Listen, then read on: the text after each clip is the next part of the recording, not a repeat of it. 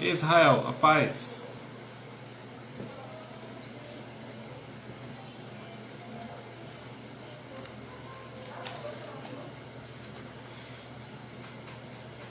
Paz do Senhor, irmãos, sejam bem-vindos. Boa noite, Mirielle.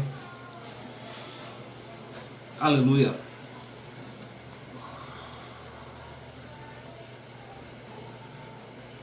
Ei, Paulinho, Pai do Senhor, seja bem-vindo.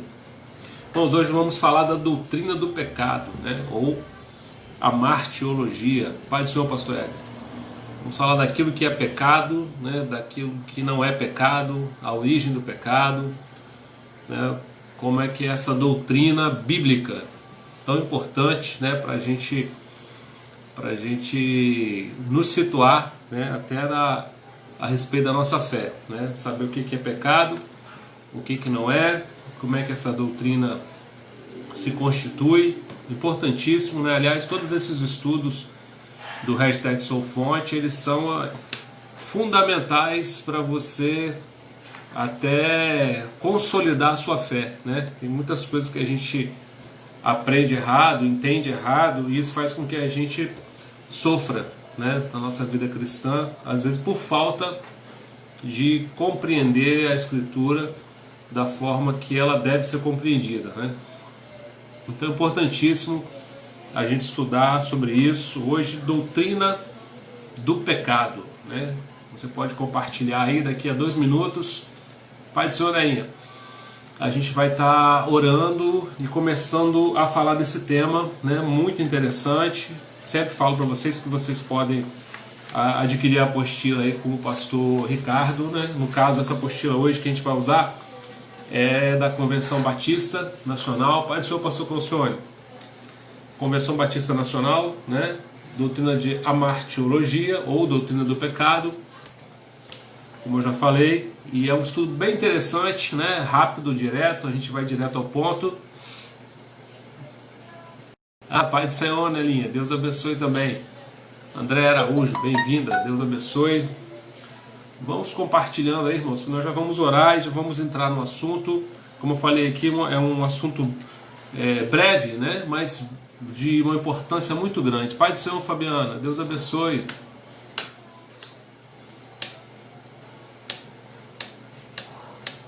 Amém.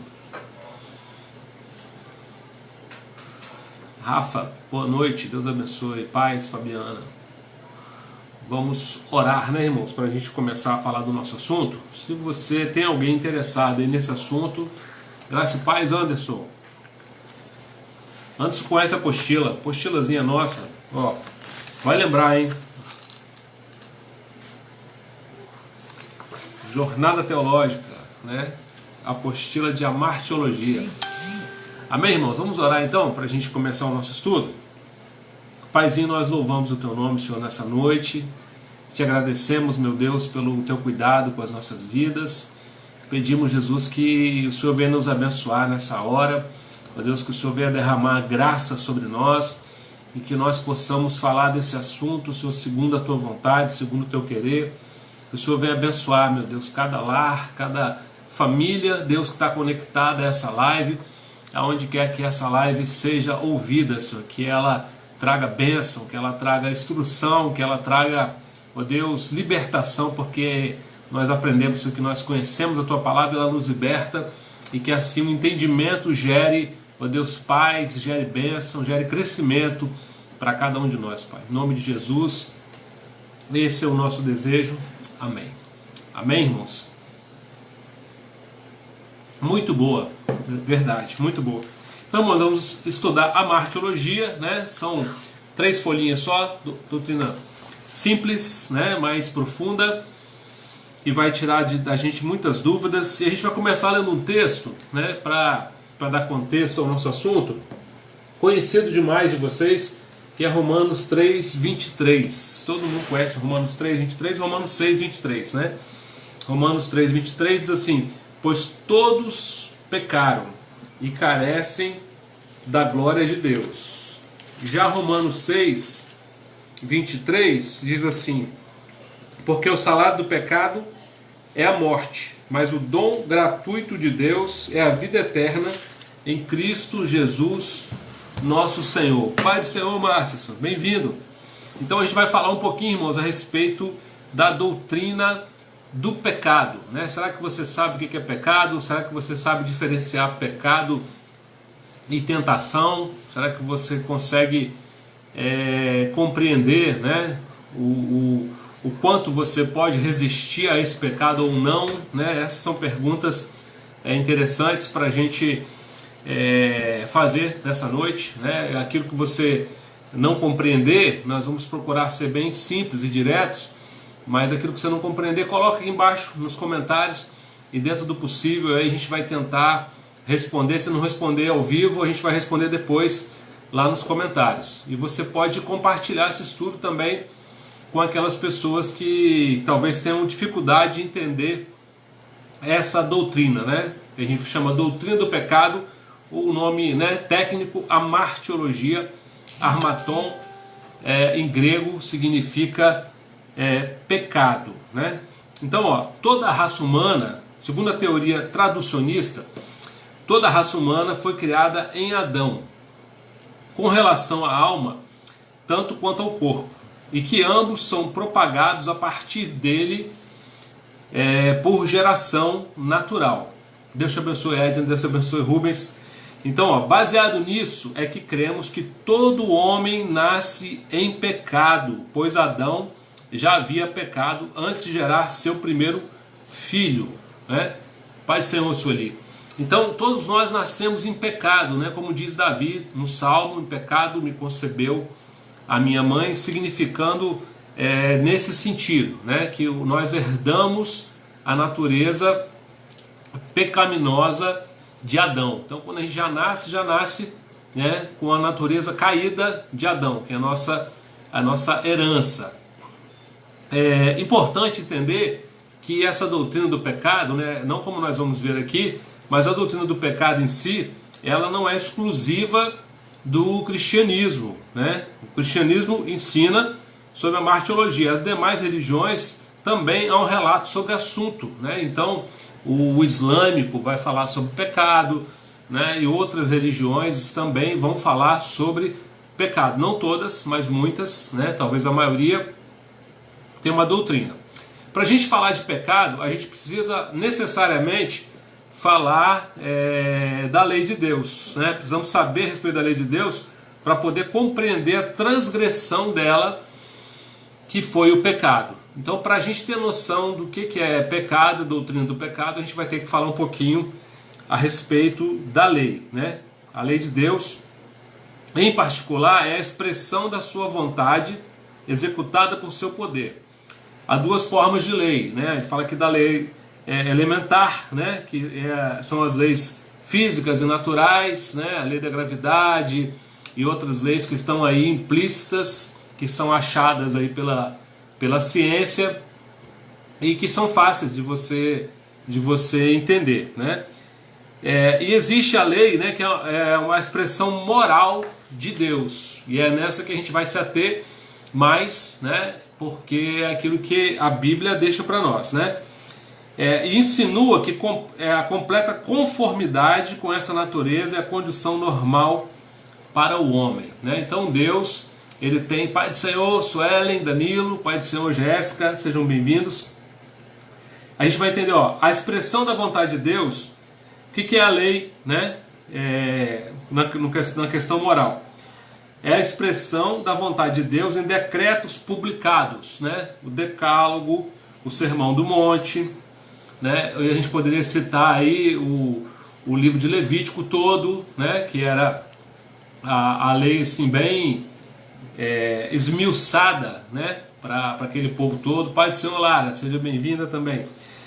Então, algumas leis estão enraizadas na natureza essencial de Deus e são eternas. Importante o comentário que a gente vai fazer agora é que você preste atenção, e se não entender, depois volta o vídeo, né, posteriormente, para você ir devagar. A gente vai ler alguns textos, mas, como eu falei, o estudo é rápido, mas ele precisa precisa ter atenção, senão você deixa de entender algumas coisas. Então olha só, algumas, né, leis são enraizadas na natureza essencial de Deus e são eternas. Outras são fundadas sobre as relações permanentes dos homens uns para com outros em sua presente condição de existência. Então algumas leis são relacionadas à própria santidade, né, à própria essência de Deus. A gente vê isso no Sermão do Monte, né, que a gente está estudando. As 4 primeiras características, né, das bem-aventuranças se referem ao relacionamento Deus-homem. E as últimas 4, né, que são 8, se referem ao relacionamento homem-homem. Né? Então algumas leis de Deus em relação ao relacionamento dele conosco, elas são eternas. Outras, né, se referem à nossa relação com os homens em sua presente condição de existência, porque são leis que valem para agora. Né? No céu nós vamos ter uma existência diferente. E outras estão fundadas em certas relações temporais, né, dos homens ou condições da sociedade. E outras ainda são leis positivas, que derivam da sua autoridade e comando explícito, como cerimônia, sacrifício, circuncisão e etc. A gente fala leis cerimoniais. O adventista fala muito disso, né? Lei moral, lei cerimonial. Então a gente precisa compreender isso. Algumas dessas leis cerimoniais, elas não tem mais, né? A gente vai ver daqui a pouquinho aqui, validade, né? A gente vai ver que o fim da lei é Cristo e vamos ver isso devagar, né? Mas já estou aqui adiantando para vocês que algumas leis, como Levítico, né? A gente falou aqui, às vezes a gente fala um assunto muito polêmico que a gente vai tratar quando falar aqui de uso e costume e escândalo, né? Vamos ter uma live, algumas lives na verdade, só para falar de uso e costume, da maneira que a gente pensa, fonte de vida. E um exemplo muito claro, né, pastor Ricardo gosta de citar esse texto, é Levítico 26, que fala dos homens que faziam marcas no corpo. E alguns hoje atribuem esse texto à questão da tatuagem. É o mesmo texto que fala dessas marcas no corpo, que fala do corte de cabelo, né, que não podia ser quadrado, da barba, do bigode, do tocar no morto, né, que não podia, ou de tocar na mulher quando ela estivesse menstruada, e algumas outras coisas que o mesmo texto levítico proibia, né, e que não fazem mais sentido. Então, como a gente está falando aqui, algumas leis se referem à natureza de Deus, é aquilo que não vai mudar nunca, né? Algumas se referem às relações do homem com o homem, né? O homem com o homem, e são para o nosso tempo presente, e algumas são temporais. É como a gente pega a questão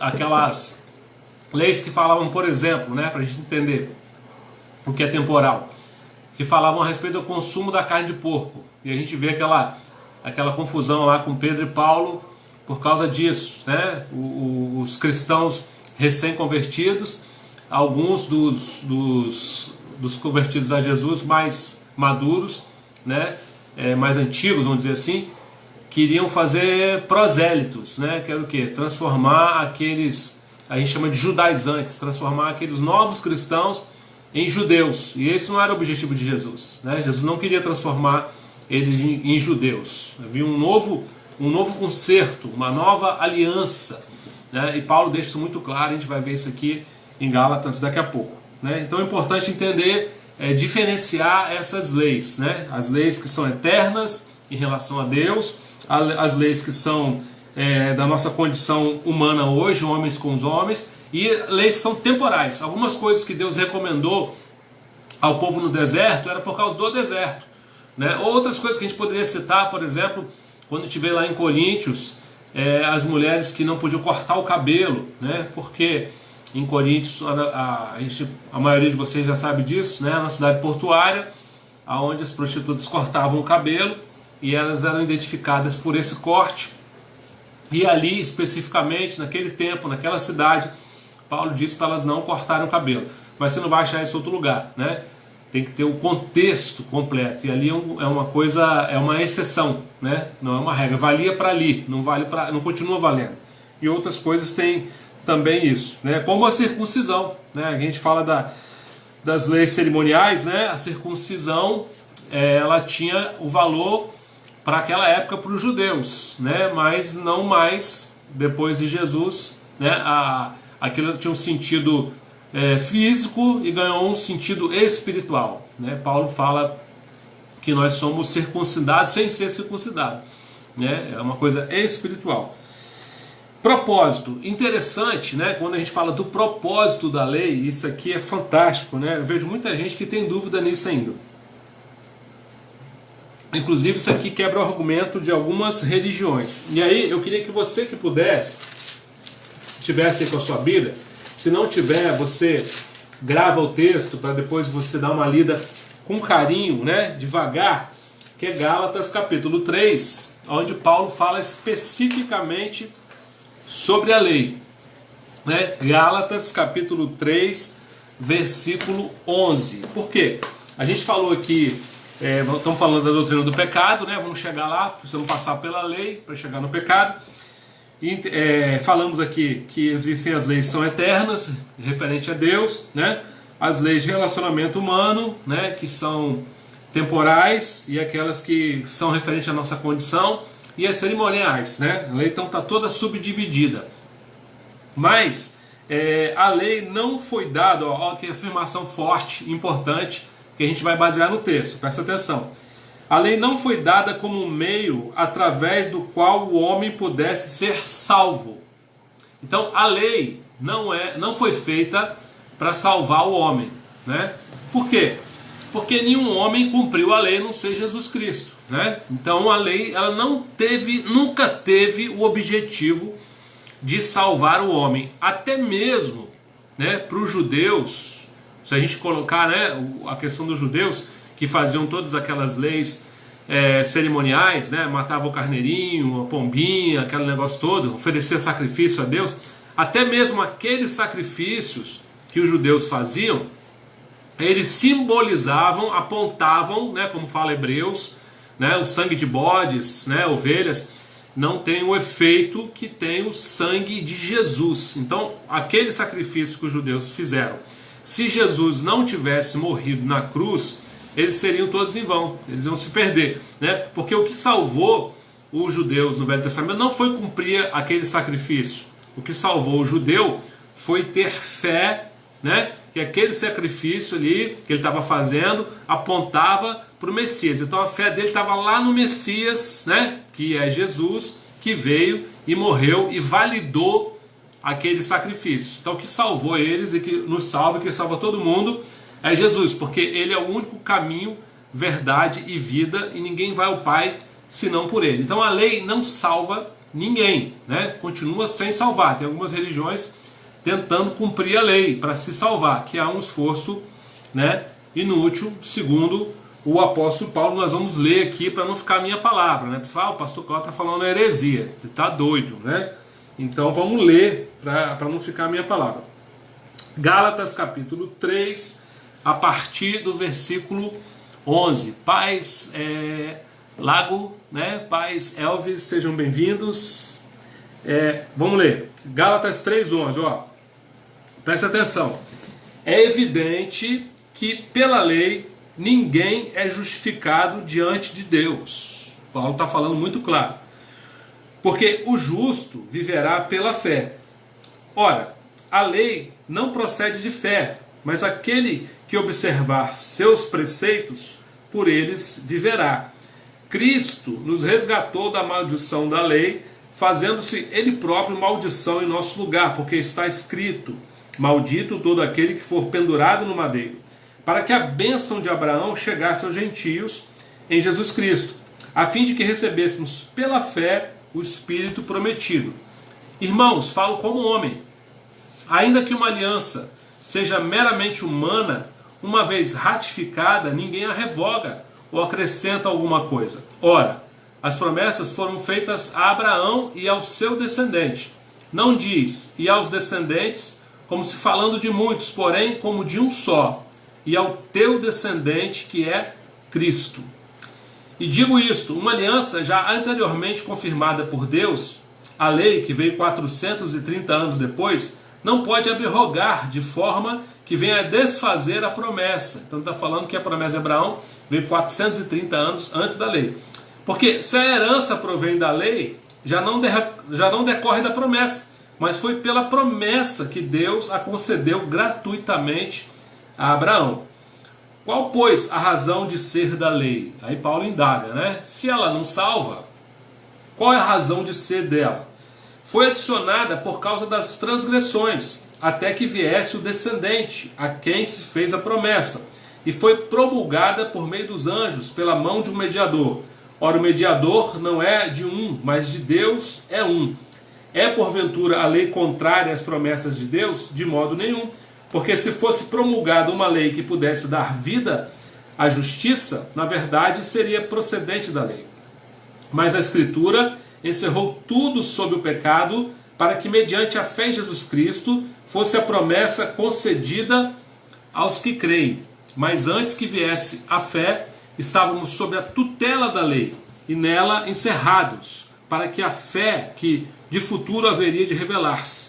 De maneira que a lei nos serviu de aio para conduzir a Cristo, a fim de que fôssemos justificados por fé. Amém, irmãos? Então a lei nos serviu de aio, né, para nos levar a Cristo. É isso que Paulo fala. Aio, né, significa babá, né, babá que toma conta de criança. Então a lei, Paulo fala que ela serviu de aio, né, até que a gente chegasse a Cristo. Então, deixando claro que ela não tem o objetivo de salvar, nem nunca teve esse objetivo. O objetivo dela é esse, né, nos levar a Cristo. Como? E aí a nossa lição vai nos revelar aqui os propósitos dela.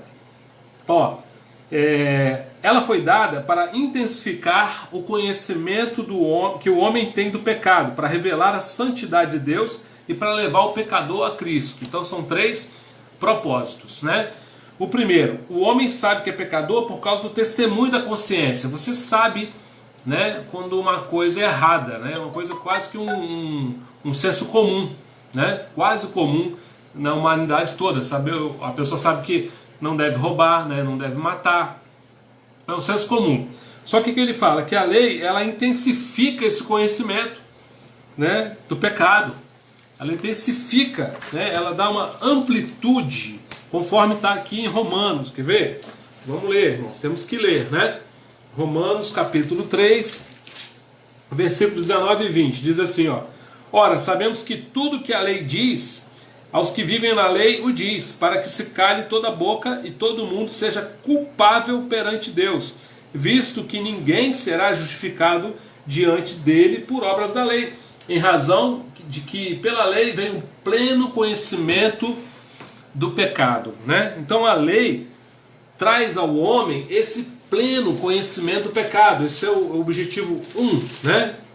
Romanos 7,7 diz assim ainda: que diremos, pois? A lei pecado? De modo nenhum. Mas eu não teria conhecido o pecado senão por intermédio da lei, pois não teria eu conhecido a cobiça se a lei não dissera não cobiçarás. Então o que ele fala? O primeiro objetivo é ampliar, né? Amplificar para o homem esse sentido da transgressão.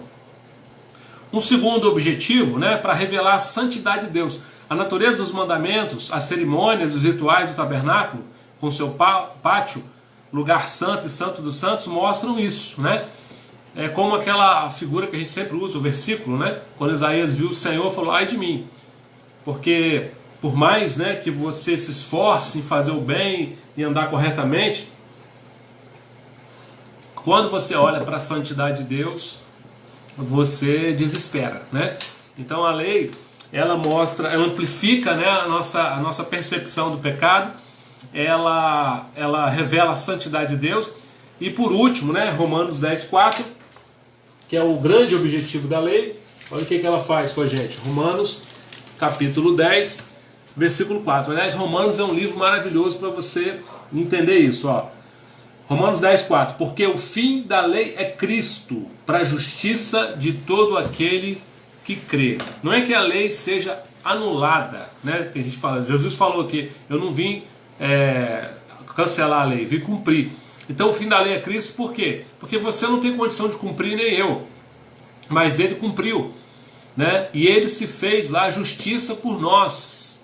Por isso que o fim da lei é Cristo, né? Nele eu sou justificado. É claro que isso vai envolver o meu arrependimento genuíno, né? Vamos falar disso daqui a pouco. A gente está falando de pecado passando pela lei, né? Então, para a gente entender a questão do pecado, a gente precisava passar pela lei, né?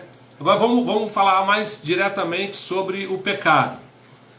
Não sei se vocês estão entendendo, né? Se está entendendo, bota um joinha aí, né? Se não, estou vendo vocês quietinhos, ninguém fala nada. Não sei se vocês estão me ouvindo. Está me ouvindo? E se tiver dúvida, irmão, coloca aí embaixo, né? Vai colocando aí embaixo, que a gente vai tentar responder no possível. Então já falamos, né, a natureza, o objetivo da lei.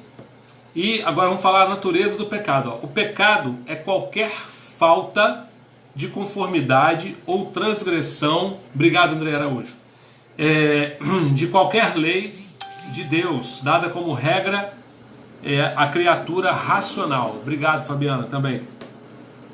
Então, qualquer falta, né, de conformidade ou transgressão de qualquer lei dada a criatura como regra é pecado. Lutero falava que é errar o alvo, né? Errar o alvo, no sentido mais lato do termo, é o estado mal da alma ou da personalidade. Eu conheci o pastor, né, pastor Gilmar Fonseca, que ele respondia a algumas pessoas assim: pastor, beber é pecado, fumar é pecado. Ele muito espirituoso, ele falava assim: não, o pecado leva a fazer essas coisas, né? Tá bem, Santos? Obrigado, né? A postura não é minha, né? Mas a gente está aqui pelejando aí para trazer clareza sobre ela. Então, no sentido lato, né, o pecado é errar o alvo, né? É o estado mal da alma. Eu tenho falado sempre aqui, né, nas aulas de EBD, eu falo muito isso, que a gente acostumou muito a falar do pecado assim, que é o que nós devemos deixar de fazer, né? Ele proíbe, né? Não posso fazer isso, obrigado Lara, obrigado Lago, obrigado, né, ao retorno aí dos irmãos e irmãs, né? Já deu para ver que vocês estão atentos.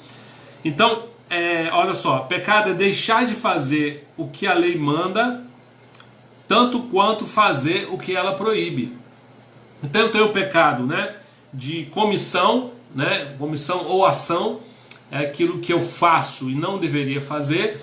E também tem o pecado de omissão, né, que é aquilo que eu deveria fazer e não faço. Colocando exemplo, para ficar mais claro, por exemplo, a Bíblia diz para mim não matar. Beleza, aí eu sei, né, esse é um pecado, né, que de ação ou comissão. Eu faço isso, eu pequei. Mas a Bíblia também manda eu amar o meu irmão. E aí, se eu não amo, né? São todos aqueles versículos que a gente gastou aqui de falar em mutualidade, né? Amai-vos, exortai-vos, consolai-vos, edificai-vos. Todas essas ordens, né? Esses imperativos, que são coisas que nós devemos praticar, porque Tiago diz, né? Aquele que sabe fazer o bem e não faz, comete pecado. Então, se eu posso dar uma palavra, se eu posso ajudar, se eu posso livrar do perigo, se eu posso exortar, né, e não faço, eu cometo pecado também. Então, o pecado pode ser por omissão ou por comissão.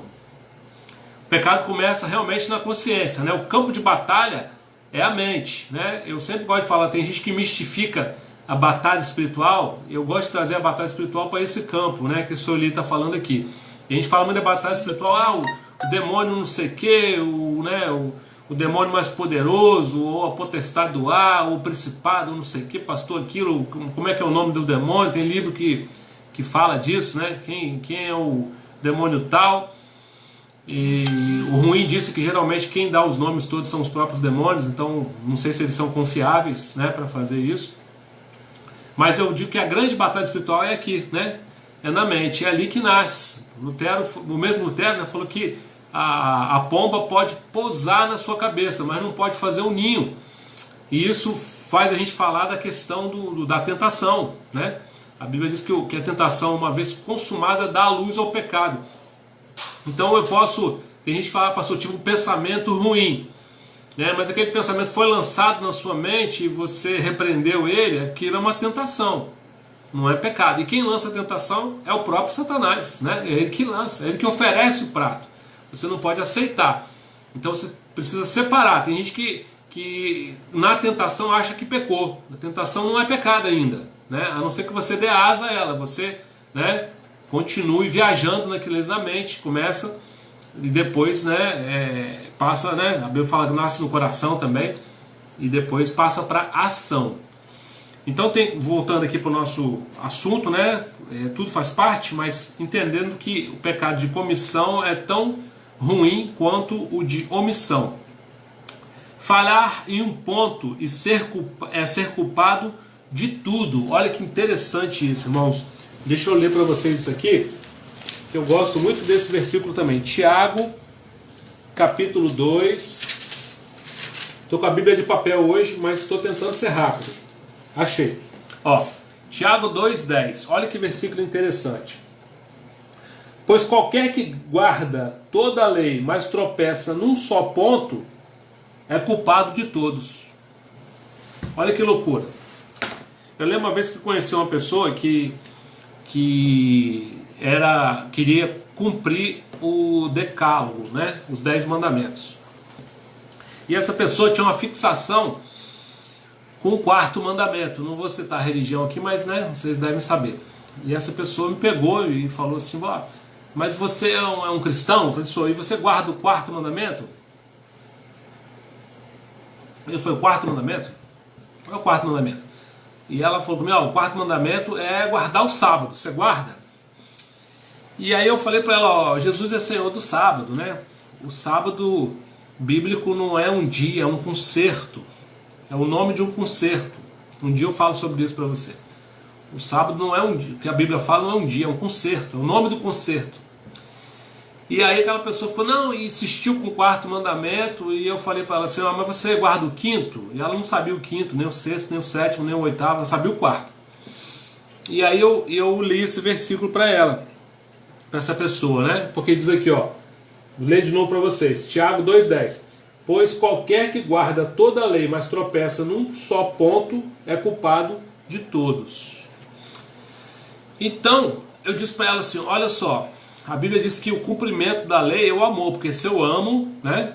Depois eu vou ler o versículo aqui, o pastor Ricardo está me assistindo aí, ou o Anderson, coloca aí para mim, né? O cumprimento da lei é o amor. Quem ama, cumpre toda a lei. E eu disse para aquela pessoa assim, ó: eu guardo o sábado sem guardar, e você guardando o sábado não guarda. Olha que loucura, né? Parece uma charada, mas é verdade. Por quê? Porque quando você me julga por causa da lei, né, do sábado, você não está me amando. E se você não me amar, você vai quebrar a lei toda. Você tem que me amar para não quebrar a lei. Você tem que cumprir tudo, né? Já eu estou aqui com paciência te explicando a respeito disso, te amando, né? Porque é o amor que faz isso. E assim, quando eu estou amando você, eu estou cumprindo toda a lei, inclusive o sábado. E aí, né, eu falei isso de uma forma espirituosa, né, mas é para a gente entender o seguinte: o cumprimento da lei, como a gente falou aqui no começo, não é o que nos salva. A lei nos leva para Cristo. É Cristo que nos salva. Cristo foi o único que cumpriu toda a lei. Por mais que você tente, né, por mais que você se esforce, você vai acabar tropeçando em alguma coisa. Se tropeçar em alguma coisa, tropeçou em tudo. E aí eu tenho que fazer aquilo que João falou: se alguém pecar, se acontecer, não desespere, temos um advogado, né? 1 João. Então quem falha num ponto é culpado de tudo. Jesus curou no sábado, verdade, né? Comeu sem lavar as mãos. Davi pegou os pães da preposição, né? A gente tem que ter muito cuidado com isso. É importante, né? De uma lei, a ignorância, aliás, de uma lei não desculpa o homem. Olha que coisa interessante também. A gente fala, né, que o Deus perdoa o tempo da ignorância, mas vamos ler aqui Lucas 12:47, olha o que está escrito. Olha o que está escrito aqui na palavra. Lucas 12:47 e 48. Aquele servo, porém, que conheceu a vontade do seu senhor e não se aprontou, nem fez segundo a sua vontade, será punido com muitos açoites. Aquele, porém, que não soube da vontade do seu senhor e fez coisas dignas de reprovação, levará poucos açoites. Mas aquele a quem muito foi dado, muito será exigido. Aquele a quem muito se confia, muito mais lhe pedirão. O que isso diz para nós? A ignorância da lei não desculpa o homem. A ignorância da lei diminui o castigo quanto à intensidade, mas não quanto à duração. E a gente vai ver a diferença de castigo, né? Castigo e correção, são coisas diferentes. Não sei se está claro até aí, né? Se tiver alguém com dúvida, por favor. Lago está dizendo aqui que é esclarecedor, glória a Deus, né? Que bom. Depois você pode assistir, você que chegou no meio, pode assistir o vídeo do começo. Inclusive eu lembro sempre que todos os vídeos Fonte de Vida, eles estão gravados. Esses hashtags são fonte, são os vídeos de doutrina, né, da igreja.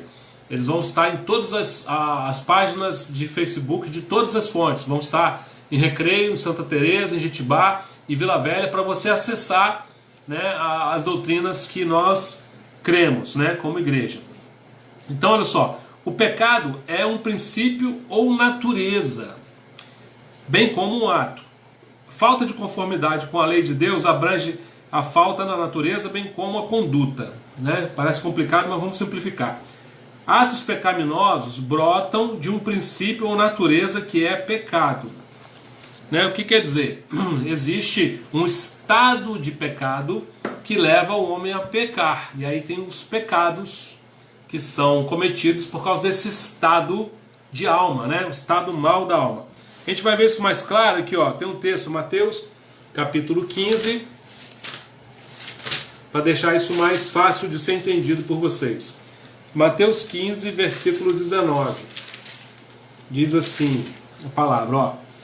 Porque do coração procedem os maus desígnios, homicídios, adultério, prostituição, furto, falso testemunho, blasfêmia. São essas coisas que contaminam o homem, mas o comer sem lavar as mãos não contamina. Romanos 13:10. Obrigado, Anderson. Romanos 13:10, né, que fala do amor. É isso mesmo? Vamos ver aqui. Obrigado, Anderson, pela ajuda aí. Romanos 13:10. O amor não pratica o mal contra o próximo, de sorte que o cumprimento da lei é o amor, né? Está na Bíblia, não é palavra minha, palavra de Deus, né? Falada pelo apóstolo Paulo. Então ame que você vai cumprir a lei. Agora, não tenta cumprir a lei que você não vai conseguir, né? Porque você vai tropeçar. Agora, esse texto aqui que Jesus fala, né, de Mateus, ele estava exatamente falando com os fariseus sobre a questão de não lavar as mãos, que era um princípio humano. Aliás, muitas leis dos fariseus, que muitas igrejas usam até hoje, elas são humanas, né? Jesus, quando ele trouxe o Sermão do Monte, ele reinterpretou uma série de conceitos equivocados que os fariseus tinham sobre justiça, sobre misericórdia, né? Bem-aventurados sem fome e sede de justiça. Quanta gente acha que isso é o princípio da vingança, quando Jesus não está falando sobre isso, né? Você quer saber mais sobre isso? Assista os nossos vídeos de EBD sobre o Sermão do Monte, né? Muito esclarecedor e faz você pensar bem diferente a respeito de muitas coisas, né? Jesus trouxe uma reinterpretação, ele não mudou a lei, ele interpretou corretamente os que os fariseus interpretavam erradamente e que muita igreja pratica hoje, infelizmente, né? Muito triste isso, mas faz a mesma coisa. Então, atos pecaminosos brotam de um estado de pecado, né? O pecado nos leva a fazer uma série de coisas, né? Igual, por exemplo, tem gente que atribui pecado às coisas. Por exemplo, comer não é pecado, mas glutonaria é. Sexo não é pecado, mas adultério e fornicação são, né? Então tem gente que coloca muito na coisa, né? A pessoa já fala sexo, já acha pecado. Não pode nem falar de sexo na igreja. Dinheiro, né? Dinheiro é pecado? Não, mas a avareza é. A avareza é. E a gente coloca o pecado nas coisas, né? Quando Jesus fala do coração, se os teus olhos forem bons, né? Então o estado mal da alma, o estado pecaminoso da alma leva a uma série de pecados, né? Leva a uma série de pecados. A ideia que temos do pecado determina mais ou menos a nossa ideia de salvação. Isso é fundamental, né, irmão? Como você entende pecado, você entende salvação. Meu pastor chamava a tribo dos santarrões. Você viu o pessoal que sabe apontar o outro? Esse versículo de Mateus mesmo, que fala da justiça, ele é chave, né? Bem-aventurados têm fome e sede de justiça. Quando você lê isso, a maioria das pessoas pensa em fazer justiça no outro, quando o versículo está falando de fazer justiça em você, né? Bem-aventurado tem fome de justiça em você, não é no outro. Então, a maioria das pessoas pensa no outro, né? Em fazer justiça no outro. Nós somos misericordiosos conosco e implacável com os outros, né? E Deus é diferente, né? Deus é diferente. Então vamos lá. Princípio fundamental do pecado. Por princípio fundamental, entende-se aquilo de onde originou o pecado, a sua razão de ser. Qual é o princípio fundamental? Esse estado mal da alma se manifesta por meio de atos pecaminosos e é essencialmente um estado de egoísmo. Então, né, logo, o princípio fundamental do pecado é o egoísmo. Pelo homem ser egoísta, ele peca, né? Esse é o princípio fundamental. A criança novinha, né, ela já é egoísta. Você vê que elas pegam o brinquedo, né, geralmente. E aí ela tem uma fase que é difícil. Logo tem um princípio fundamental. É importante a gente falar agora da universalidade do pecado. Né? Tem um texto que eu separei, Romanos também, 3, capítulo 10. Vamos ler para falar dessa universalidade, né? Romanos 3,10. Como está escrito: não há um justo, nenhum sequer. Não há quem entenda, não há quem busque a Deus. Todos se extraviaram, a uma se fizeram inúteis. Não há quem faça o bem, não há nenhum sequer. Né? É aquilo que a gente falou, todos pecaram, né? Todos nós pecamos. Todos nós precisamos da graça de Deus. Nós temos pecados diferentes. Mas no Código Penal de Deus, eu gosto de falar isso, né? A pena é uma só, né? Tanto o pecado da mentira, como o da fofoca, como o do adultério, é inferno, né? Não muda. E a gente às vezes olha para um, né, como um pecado mais grave do que o outro. A gente é implacável às vezes com o adultério na igreja, com o roubo, né? Mas a gente não é tão implacável com a fofoca, né? A maledicência ou a avareza, né? Tanta avareza hoje. Então o pecado, ele é universal.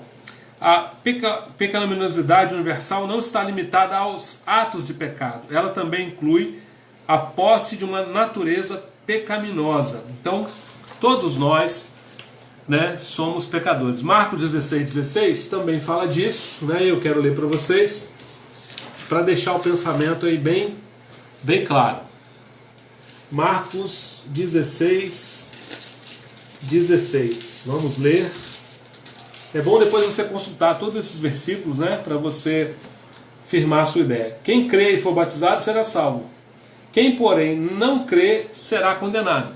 Então a pessoa que não crê, ela já está condenada, né? O grande pecado, não aceitar o sacrifício do Filho de Deus por nós. A queda não consiste tanto num ato, mas num estado. Então a queda é quando você vai, o irmão caiu em pecado. Caiu em pecado. Na verdade, aquele ato que você vê o adultério, você vê a mentira, você vê a fornicação, você vê a fofoca. Mas ele cometeu aquele ato, qualquer que seja esse, não, ou outro qualquer que eu não falei aqui, porque ele já estava em estado de pecado. Não sei se dá para compreender. Se dá, você bota o certinho aí para mim ver que você está me entendendo. Por ele estar no estado de pecado, ele adulterou. Por ele estar no estado de pecado, ele mentiu. Por ele estar no estado de pecado, ele fez fofoca. Estão compreendendo?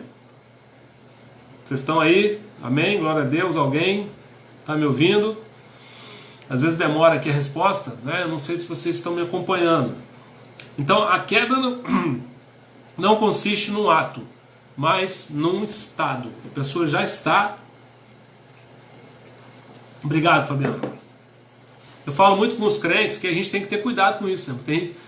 Tem quando o crente fala assim, eu tô mal. Eu vi o irmão esse dia falando, você quer ver um negócio para a gente pegar vocês todos aí? Para pegar nós todos, né, no pecado? O irmão falou assim, pastor, eu não consigo ver live. Live é muito complicado. Live demora, né? Aqui dá 1 hora de live. Aí eu fico pensando, sabe, irmão, você que está me ouvindo aí, ó, presta atenção. A pessoa não consegue ouvir uma live de 1 hora falando da palavra de Deus, mas vê uma maratona de série, vê um jogo de futebol de 2 horas, vê uma novela de 1 hora, 2, às vezes tem gente que vê 3, 4 novelas, 5, né? Fica vendo da tarde até de noite, vai vendo a novela, vai vendo filme, vai vendo série, vai vendo futebol, mas não quer ver a live da palavra de Deus, da igreja. Por quê? Porque carne não quer ver nada. Carne quer ter prazer, né? Aí vamos ver quando o salmista fala, meu prazer está na lei. Já pensou? Jesus fala, minha comida e minha bebida é fazer a vontade do meu Pai. Olha o estado, né?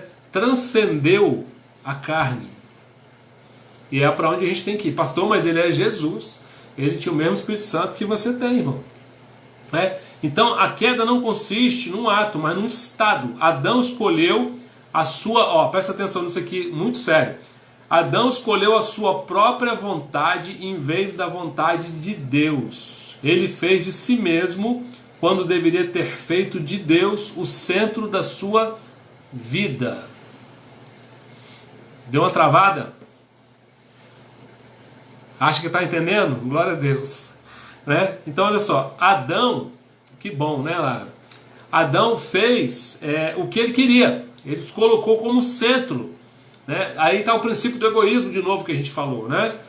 E a morte foi a consequência natural de tal princípio, que é o que? A ausência de Deus. Adão começou a tomar as decisões que ele queria para a vida dele por ele mesmo, e aí quando ele tomou as decisões da vida dele por ele mesmo, ele pecou. Né, por orgulho, ele não seguiu mais a vontade de Deus, seguiu a própria vontade. Vou fazer o que der na telha. E tem gente que faz tudo que dá na telha, quebra a cara todo, se arrebenta todo, e depois, quando fica ruim, fala assim, sei lá, eu acho que Deus não está me ouvindo mais, não sei o que aconteceu, né? Deus, né, ele está assim. Às vezes trava mesmo, né, antes, dá uma travada, mas é desse jeito. Aí você vai juntando os parafusos depois e volta tudo para o lugar, né? Ou não, né? Você fica pensando bastante tempo, mas o processo é esse, né? Vai dar certo no final. Então, olha só, a imputação do pecado. Em nossa consideração da origem da alma, vimos que a teoria traduciana mostra que a alma é derivada de Adão, tanto quanto o corpo, e que ela estava de acordo com a Escritura. Só isso já responde à questão da imputação do pecado, né? Por que eu tenho que carregar o pecado de Adão? Eu sempre falo com os crentes que falam mal de Adão, né? Não sei se você é um desses. Pastor, o que Adão foi fazer? Não tem nada a ver com isso. Eu falo, rapaz, pensa bem. Adão estava no paraíso, pecou uma vez, e aí ele foi expulso do jardim. Jesus veio para a terra para cumprir, né, a lei, tá? Teve uma chance e não pecou. Então Adão teve uma chance, pecou e foi expulso.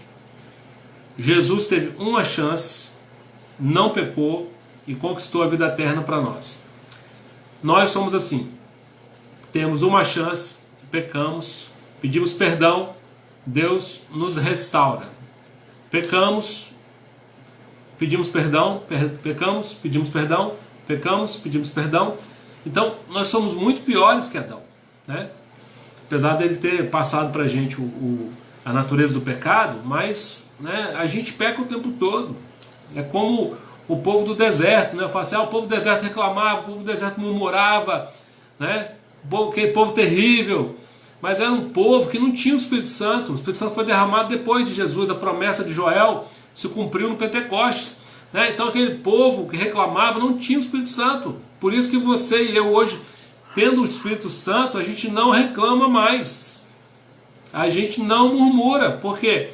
Porque a gente tem o Espírito Santo, eles não tinham, né? Então, eu não falo mal do povo do deserto mais, nem de Adão, porque eu entendi a minha natureza, né? O Evangelho verdadeiro, ele produz essa sensação, né? Esse dia eu botei até uma postagem no Face falando sobre isso. Esse Evangelho aí, triunfante, que fala que você é maravilhoso, lindo, né? Que Deus te ama, claro que você é isso tudo, né? Mas nós temos um tesouro em vaso de barro, né? Então uma natureza terrível que precisa da graça. Somos miseráveis pecadores, como Paulo diz, quem nos livrará do corpo dessa morte? Só Jesus, né? Então a gente tem que lembrar disso. Quando a gente resolve andar pelos nossos próprios pés, a gente peca. É isso que está separado. A Bíblia diz que as mãos de Deus não estão encolhidas, nem os seus ouvidos tampados, mas são os nossos pecados que fazem a separação entre nós e o nosso Deus, né? Então, não queira andar por você mesmo, né? Significado de castigo, importante. Castigo é aquela dor ou perda que é diferente, infligida pelo legislador em vindicação à sua justiça, que foi ultrajada pela violação da lei. A intenção essencial do castigo não é produzir reforma no transgressor. Existe uma diferença entre correção e punição. A correção procede de amor e é dada como corretivo. Hebreus 12:6. Deus corrige o filho que ele ama. Então, correção é uma coisa. Castigo é outra, né? Olha o que Apocalipse 19 fala. E aí para o pecado, né, não arrependido, aí não é correção, aí é castigo. Apocalipse 19:2. Muito triste, né? Porquanto verdadeiros e justos são os juízos, pois julgou a grande e terrível meretriz que corrompia a terra com a sua prostituição, das mãos dela vingou o sangue dos seus servos, né? Apocalipse 19:2. Qual o caráter do castigo? Uma palavra basta para declarar o castigo do pecado, e é a morte, né? Então, o salário do pecado é a morte, Romanos 6:23. Mas o dom de Deus é a vida eterna em Cristo Jesus. Então, nós temos 3 tipos de morte. Falamos isso aqui quando a gente falou de escatologia, né? A morte física é a separação entre o homem e o seu corpo. Isso aí a gente consegue entender de uma maneira muito simples, né? Separou a parte espiritual da parte física, morte física. Morte espiritual é a separação entre o homem e Deus. Por ela, o homem perdeu a presença e o favor de Deus, né? E também o conhecimento de Deus. Lucas 15:32. Vamos ler. Estamos quase terminando. Como eu falei para vocês, o estudo é simples, né? Mais profundo. Lucas 15:32. Olha só. Entretanto, era preciso que nos regozijássemos e nos alegrássemos, porque esse teu irmão estava morto e reviveu, estava perdido e foi achado. Aqui é o pai do filho pródigo falando com o filho que ficou a respeito do irmão que tinha ido embora, né, do pródigo. Ele falou, esse teu irmão estava morto, morto no sentido espiritual, estava separado de Deus, da graça, do Senhor, né? Ele fala, esse irmão estava morto e reviveu. Então essa é a morte espiritual, é quando o homem está separado de Deus, né? Por isso que a Bíblia fala, né, em Apocalipse capítulo 6, fala assim, viu os mortos embaixo do altar e eles clamavam. Mortos ali no sentido, né, que eles estavam fora do corpo físico. Então precisa você interpretar a palavra de acordo com o contexto, né? A morte, na maioria dos versículos que a Bíblia trata, é a morte espiritual, né? O homem separado de Deus, os mortos, né? Os mortos. E a morte eterna é simplesmente a culminação ou o aperfeiçoamento da morte espiritual, é a separação eterna, né? E essa é mais terrível, por quê? Porque essa é aquela que não tem fim. Tem doutrinas, tá, irmãos? Eu não creio assim, vou falar para vocês. Tem doutrinas que acham que os que vão para o inferno, eles vão sumir, desaparecer. Mas não é isso que a Bíblia fala, né? Tanto Mateus 25:41, que diz assim, ó, Jesus fala assim, vamos ver o que Jesus fala. Mateus 25, 41. Então o rei dirá também aos que estiverem à sua esquerda: apartai-vos de mim, malditos, para o fogo eterno preparado para o diabo e seus anjos. Então Jesus separa os bodes das ovelhas, né? E aqui ele dá esse decreto para os perdidos, né? Para eles irem para o lago de fogo e o enxofre que estava preparado para o diabo e seus anjos. O inferno não foi feito para o homem, mas tem homens que resolvem ir para lá com as próprias pernas, né? Eu creio assim, creio na eleição, que Deus não quer que nenhum homem se perca, Ele quer salvar todos, mas o homem tem livre-arbítrio, né? Então o homem resolve para onde ele vai. Apocalipse 14, 8 diz assim, ó: a fumaça do seu tormento sobe pelos séculos dos séculos, não tem descanso algum, nem de dia nem de noite, os adoradores da besta e da sua imagem, e a quem quer que receba a marca do seu nome. Ser extintos, eles não vão desaparecer, eles não vão desintegrar, eles vão ter uma vida eterna no inferno, que é muito mais terrível, e nos chama a responsabilidade de pregar para essas pessoas, né? Então tem a morte física, a morte espiritual e a morte eterna, né? A separação eterna de Deus. Bom, o conceito é mais ou menos isso, né?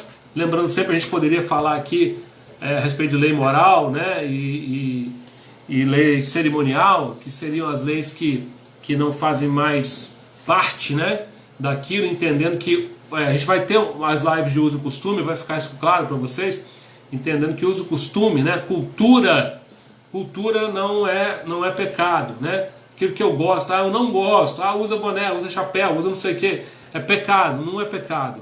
Isso é gosto, costume, né? Tradição, cultura. Como a gente vê, eu falei aqui outro dia, dos ternos, né, que a igreja usa, que vieram da igreja norte-americana, né, e se espalharam pelo mundo inteiro, como se isso fosse parte do culto evangélico. Não é.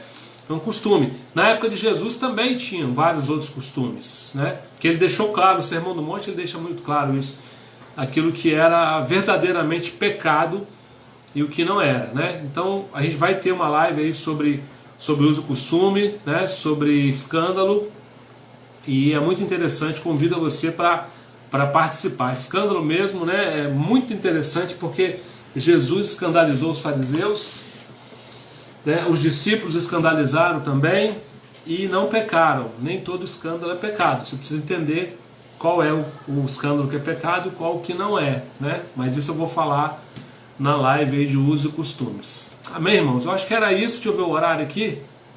Ó, em cima, 4 minutos para terminar. Se você ainda ficou com alguma dúvida, que eu não tenha falado aqui, coloque embaixo no comentário, né? A gente vai estar respondendo sem problema nenhum, né? E depois também aí para os nossos amigos de ovelhas, a gente está acessível, né, para tirar dúvidas também de vocês, né? É bom você ver os outros vídeos. Todos os vídeos hashtag são fonte, são de doutrina. Relembrando aos irmãos, né? Amanhã tem culto com o pastor Claucione, na quinta o culto da família, na sexta pastor Ricardo, no sábado ainda pastor Éder, domingo de manhã tem EBD, né, com a gente aí, Sermão do Monte, maravilhoso, domingo à noite culto de adoração. Todo dia de manhã 9h30 a oração, né, com café aí, com Bíblia, oração e o louvor. Participe. E você que quer fazer a sua oferta, seja de itens, né, de alimento não perecível, procura a Rose da rede social em Vila Velha, e os irmãos aí, membros ou que quiserem ofertar, as nossas igrejas têm conta no Cicobi, você pode procurar saber aí com os tesoureiros, e Vila Velha também no PicPay, você pode fazer a sua transferência por lá e abençoar a igreja. Amém, irmãos? Estamos programando as mudanças nas lives para julho, né, para o mês 7, se nada mudar, né?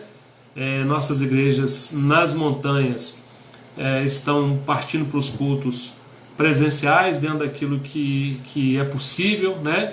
Lá a situação é mais controlada do que na Grande Vitória, então eles estão fazendo isso, né, dentro da regra, tudo certinho, e então os pastores vão estar com as lives voltadas para as próprias igrejas, e a gente vai dar uma mudada aí na nossa maneira talvez aí, provavelmente, né, a gente vai ter as redes de homens, mulheres, casais, jovens específicas, palavra específica dentro de um gênero, mas a gente vai estar colocando aí para você com antecedência, a partir de julho, para você acompanhar.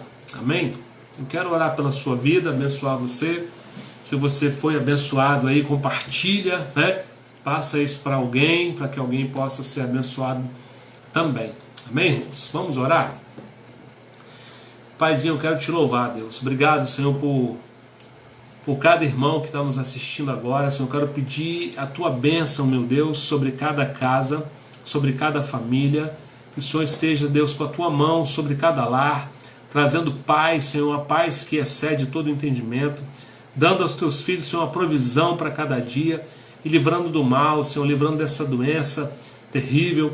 Pai, em nome de Jesus, que haja cura nos lares onde há enfermos, que haja cura nos hospitais, nas enfermarias, nas UTIs.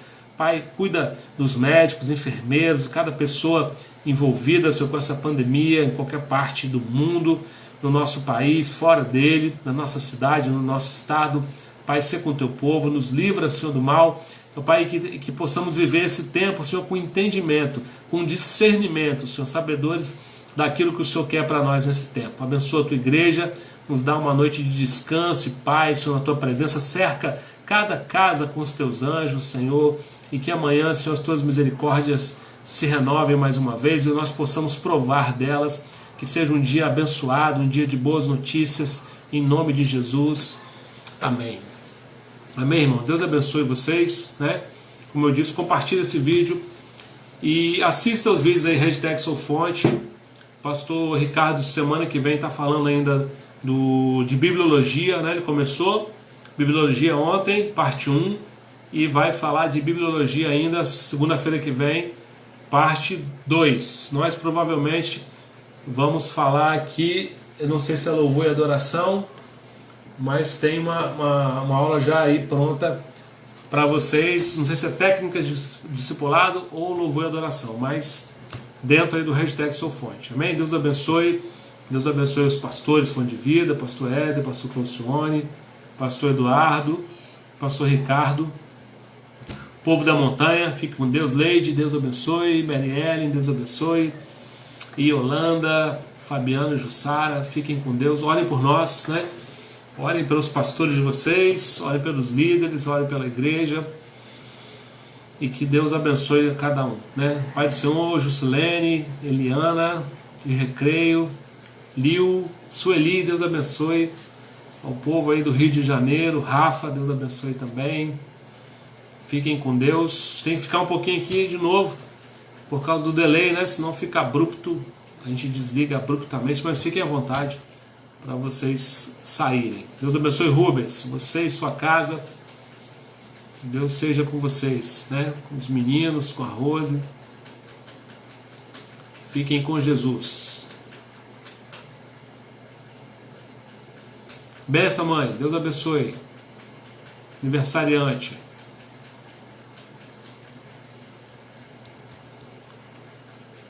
Estamos indo, hein? Vai lá. Pai do Senhor. Deus abençoe a todo mundo.